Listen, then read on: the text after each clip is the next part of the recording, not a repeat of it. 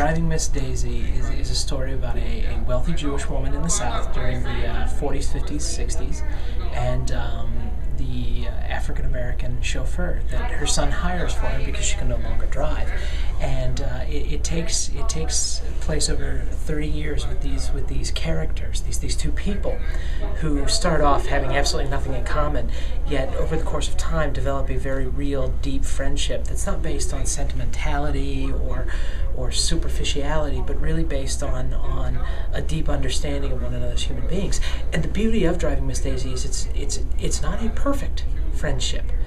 You know, there's flaws in that relationship. They do things that upset one another, but it doesn't matter because there's this forgiveness and this understanding of them as people, and appreciating their differences and celebrating that, and not really even caring what those differences are.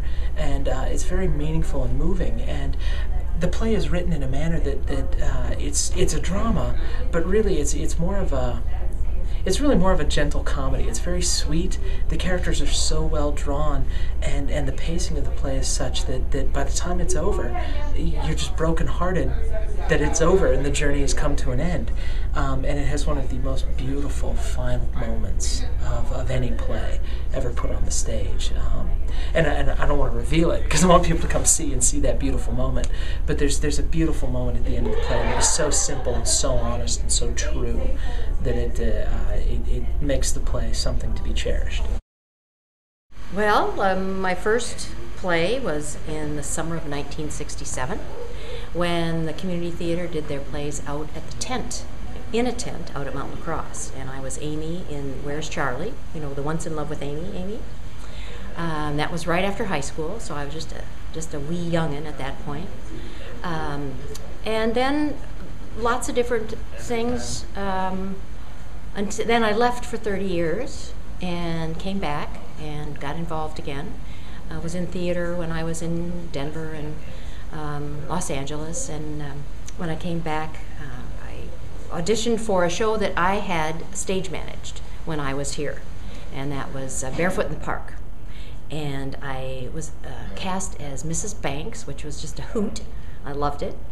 And after that, at the community theater, I played Mame a couple years ago, and that was a real trip with 13 costume changes and many songs and quick changes and lovely people to work with, and that was a real stretch for me, and I really enjoyed it.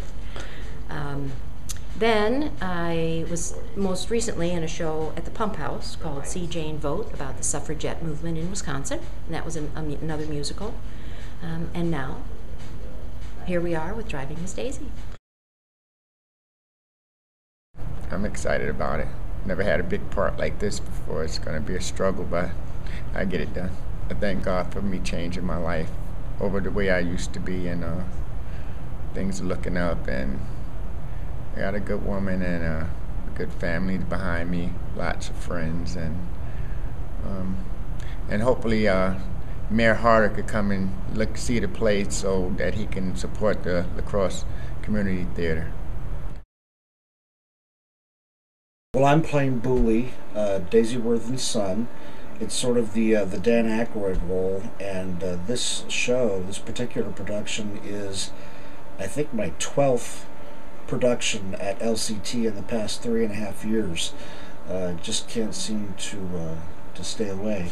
This is a really hard-working and dedicated cast. I'm really excited to be doing this production, but particularly with this group of people, I feel it deep down that this is going to turn out very well for all of us.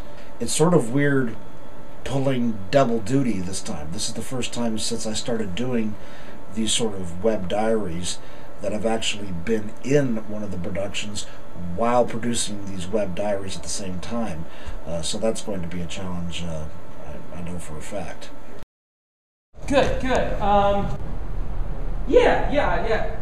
Actually, no. Let's go back it up a little bit further. Let's go all the way back to Daisy's line. Wait, you don't know how to run the Oldsmobile?